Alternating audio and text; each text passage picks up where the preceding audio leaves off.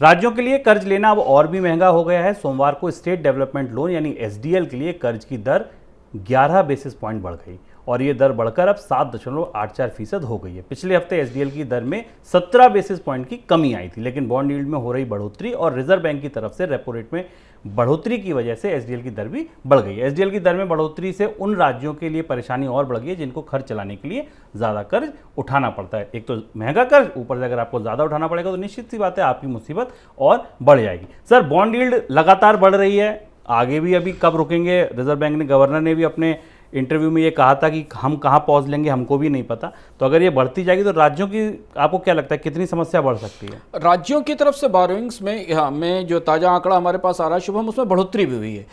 करीब 13,800 करोड़ रुपए उनके लक्ष्य से अतिरिक्त उन्होंने उठाए हैं। इसकी दो प्रमुख वजहें हो सकती हैं। एक तो अर्थव्यवस्था में गिरावट के संकेत हैं, रेवेन्यू में उतनी अच्छी बढ़ोतरी नहीं दिखाई दे रही। दूसरा, राज्यों को लग रहा है कि आने वाले समय में ब्याज दरें और बढ़ेंगी और इसलिए वो अपनी कर्ज उगाही को फ्रंट लोड कर रहे हैं या जल्दी या समय से पहले कर्ज लेने की कोशिश कर रहे हैं।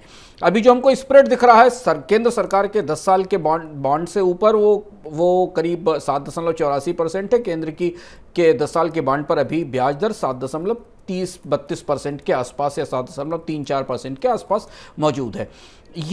ये स्प्रेड उन राज्यों के लिए और ज़्यादा बड़ा हो चुका है जिन राज्यों की वित्तीय स्थिति खराब है, जिनके पास राजकोषीय घाटों का दबाव सबसे ज़्यादा है।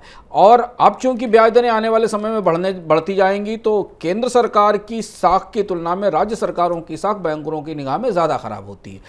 राज्य सरकारों की साख के हिसाब से उन्हें कर्ज मिलता है, इसलिए धीमे धीमे हमको ये दिखाई देगा कि अगर आने वाले समय में 6% के आसपास की रेपो रेट की संभावना, 6-6.5% की रेपो रेट की संभावना दिखाई देती है, जैसा हमने कहा। और बॉन्ड यील्ड्स भारत में बढ़कर 8% के आसपास पहुंच जाती हैं, 8 से 9% के आसपास, जो पिछला स्तर था। तो फिर राज्य सरकारों को डबल डिजिट में ब्याज दर देना पड़ेगा और ये बहुत बड़ी चुनौती है राज्य सरकारों के बजट के लिए, क्योंकि उनके पास अभी राजस्व के स्रोत सीमित हैं और घाटे बढ़ रहे हैं।